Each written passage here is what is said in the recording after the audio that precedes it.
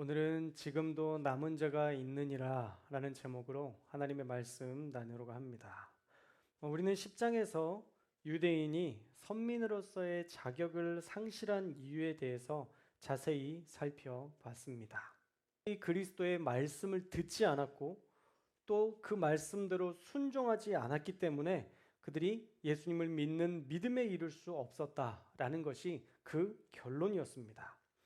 자, 그렇다면 유대인들은 이제 정말 하나님께서 버리심 바 된, 하나님께서 더 이상은 붙들어 주지 않는 버림받은 사람들이냐?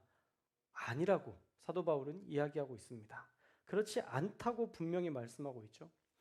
왜냐하면 극단주의적인 율법주의자였던 바울 자신이 예수님을 만나고 변화되어 복음을 전하는 전도자가 되었기 때문에 바울만이 아니라 여전히 그 이스라엘 가운데에서 선택하셔서 변화시킬 남은 자가 있다고 사도 바울은 확신하고 있습니다.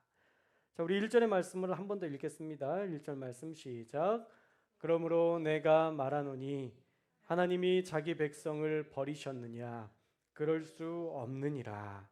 나도 이스라엘인이요 아브라함의 씨에서 난 자요 베냐민 지파라. 아멘. 자, 1절에서도 바울은 분명하게 자기가 유대인들 중에 남은 자가 되었다라는 것들을 밝히고 있습니다. 하나님은 자기 백성을 버리지 않는다고, 나도 또한 유대인이었다고 말하고 있는 것이죠.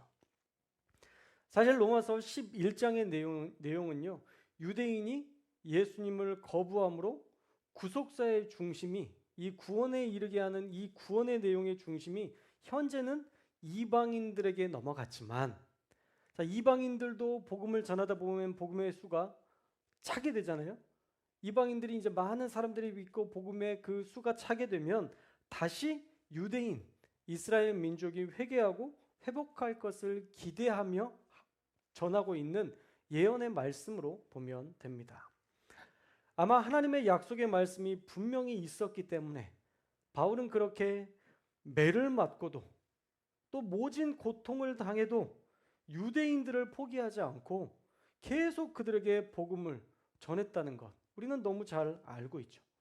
우리가 지난주 주일 말씀을 통해서도 살펴본 것처럼 사도행전에서도 자신을 변호하기보다 자신이 변화된 삶의 간증으로 유대인들이 복음을 받아들이기를 원하는 그런 바울의 모습을 우리가 계속 볼 수 있기 때문에 바울은 유대인들이 구원받을 것에 대해서 확실히 믿었고 그런 많은 고통 가운데에서도 계속 유대인들에게 복음을 전할 수 있었던 것입니다.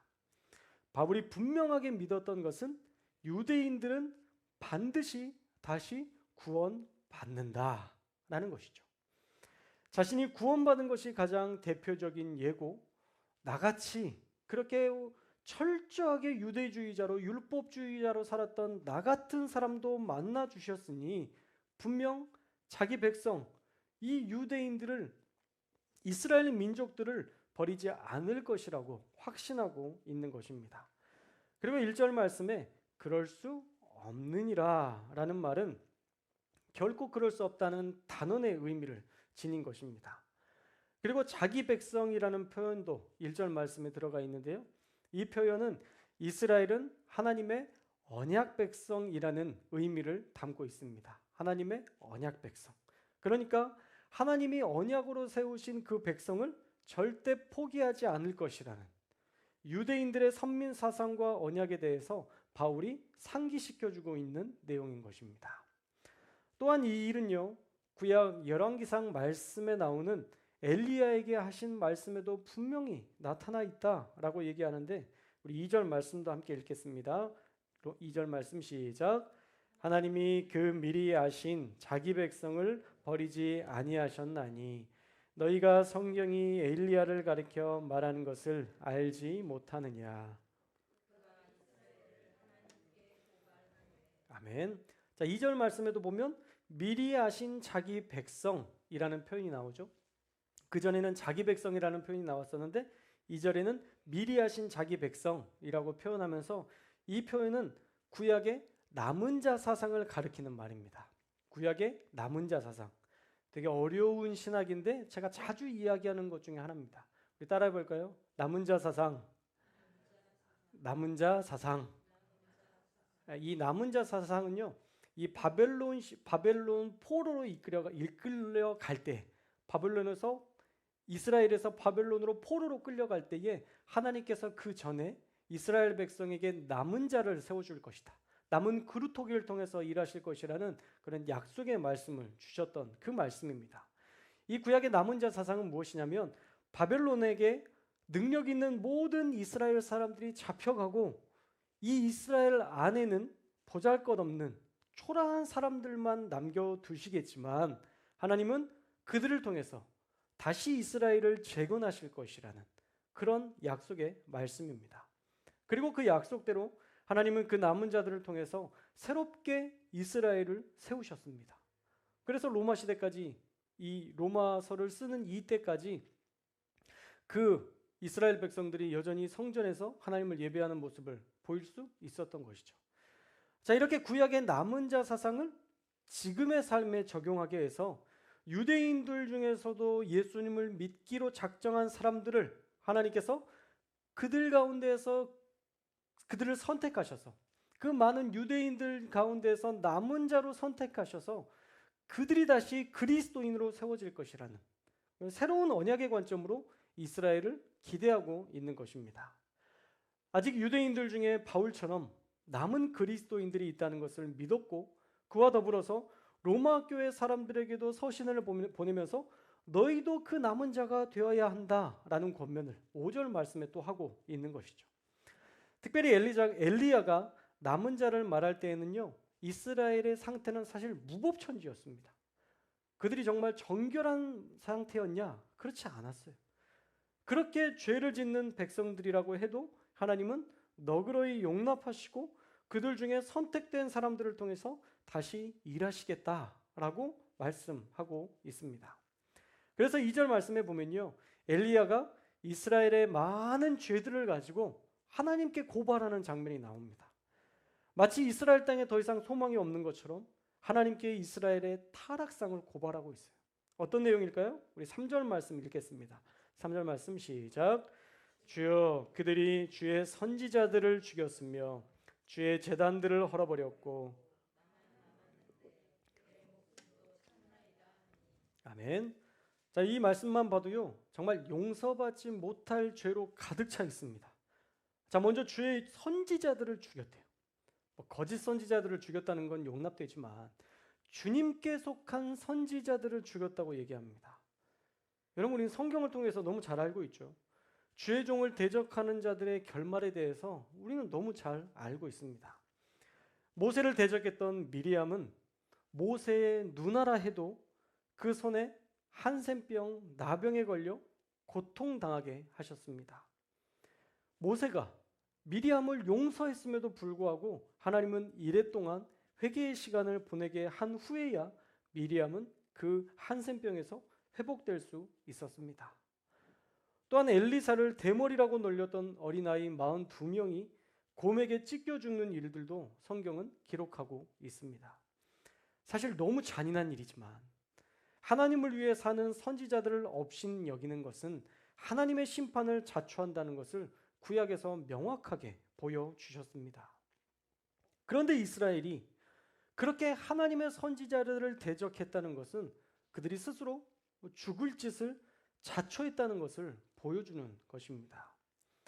그뿐 아니라 그 다음 말씀에 보면 주의 제단을 헐었답니다. 주님께 제물을 바치고 하나님과 화목해 되는 주님께 제사 드리는 제단을 허물어 버렸다는 것은 우상 숭배로 인해 무너진 것이기 때문에 이것은 주님께 모욕적인 일입니다. 그런 추악한 죄를 짓고도 또 다른 죄가 나와 있는데 이 하나님의 선지자였던 엘리야를 죽이려고 혈안되어 있었다는 말씀이 오늘 3절 말씀에 나와 있는 것이죠. 여러분, 이런 이스라엘 사람들이라면 멸종시키는 것도 괜찮을 것 같은데, 그런데도 하나님은 이스라엘 중에 남은 자를 찾으셨고 그들을 통해 이스라엘을 재건하셔서 수백 년 동안 이스라엘이 그 위치를 지킬 수 있도록 지켜주셨다라는 것입니다. 왜요? 하나님이 여전히 남은 자를 세우시고 그들을 통해 일하시기 때문입니다. 자, 우리 4절의 말씀 함께 읽겠습니다. 4절 말씀 시작.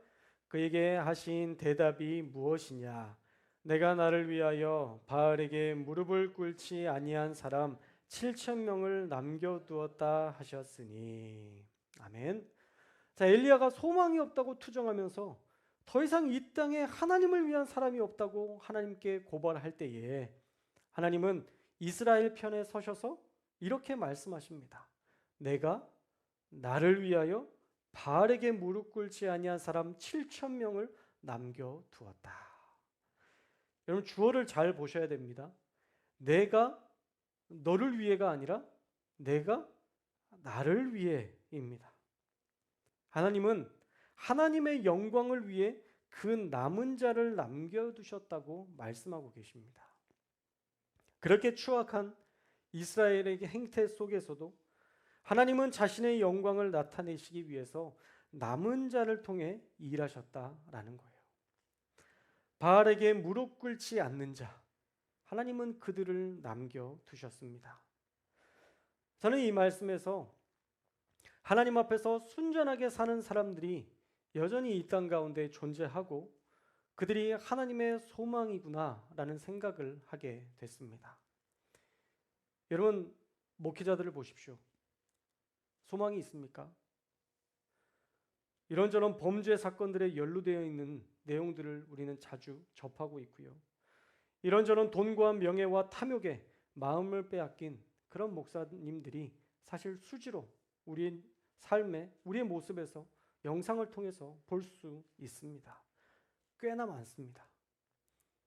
그런데도 이 땅에 교회에 소망이 있나요? 네, 있습니다. 이 땅에 죄인들도 많지만 여전히 신실하게 살아가는 하나님의 사람들이 남아있기 때문에 교회는 소망이 있는 것입니다. 할렐루야. 언젠가 거룩하게 살려고 몸부림치는 저 스스로를 한심하게 생각하면서 하나님께 기도할 때에 하나님께서는 순전한 자를 더 크게 쓰신다라는 말씀을 주셨습니다. 그리고 네가 그 한 사람이 되어라 라고 말씀하셨습니다. 저는 그 거룩함을 하나님께서 귀히 여기신다고 믿습니다. 저는 그 약속의 말씀을 믿습니다. 그런데 오늘 말씀해 보니까 더 확실해졌네요. 엘리야가 이스라엘에는 더 이상 소망이 없다고, 더 이상 기대할 것이 없다고 말할 때에 하나님께서는 아니, 나는 내 영광을 위해 바알에게 무릎 꿇지 않고 오직 나와 동행하는 의인 7천 명을 남겨두었기 때문에 이 땅은 여전히 소망이 있다라고 말씀하신 것을 보면 거룩한 자들 때문에, 순전한 자들 때문에, 세상에 무릎 꿇지 않는 자들 때문에 이 땅이 멸망당하지 않고 있다는 것을 알 수 있습니다. 그 순전한 자들 때문에 하나님은 이 땅에 긍휼을 베풀어 주고 계시는 것입니다. 사랑하는 여러분, 하나님 앞에 순전한 우리는요, 하나님의 자랑입니다. 세상이 아무리 타락한다고 해도 이 땅이 멸망당하지 않을 이유는 하나님 앞에서 순전하게 살아가는 의인 10명, 바알에게 무릎 꿇지 않는 7천 명의 사람들이 있기 때문입니다. 세상과 타협하지 않고 세상에 기웃거리지 않는 우리가 하나님의 소망이라는 것입니다. 하나님은 우리가 가진 순전함 때문에 세상에 여전히 소망이 있다고 말씀하십니다. 돈 있고 명예와 권력이 있는 사람들 때문이 아니라 하나님만 바라보는 그 순전한 사람들 때문에 세상에 소망이 있다고 하나님은 오늘 우리에게도 말씀하고 계시는 것입니다.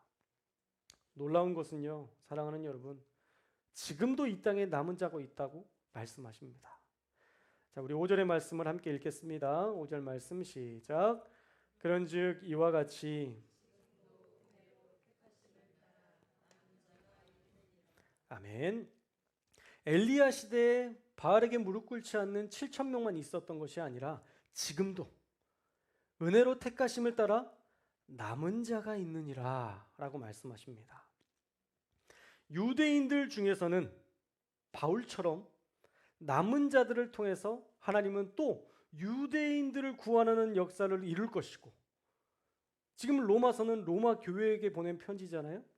로마 교회에 속한 사람들 중에서 하나님은 또 남은 자들을 통해서 하나님은 놀랍게 일하시고 그 땅을 멸망하지 않을 이유로 삼으실 것이라는 말씀입니다.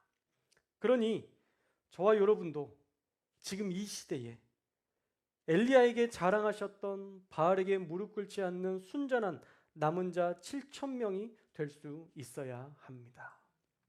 그러면 여러분들 때문에 여러분의 가정이 멸망당하지 않을 것이고, 여러분들 때문에 우리 교회가 멸망당하지 않을 것이고, 여러분들 때문에 우리 대한민국이 망하지 않게 될 것입니다. 저와 여러분이 2024년에 하나님이 세상을 멸망시키지 않는 그 순전한 이유가 될 수 있기를 주님의 이름으로 축원합니다. 믿음을 가진 한 사람 때문에 이 땅이 보존되고 이 땅이 망하지 않는 것입니다.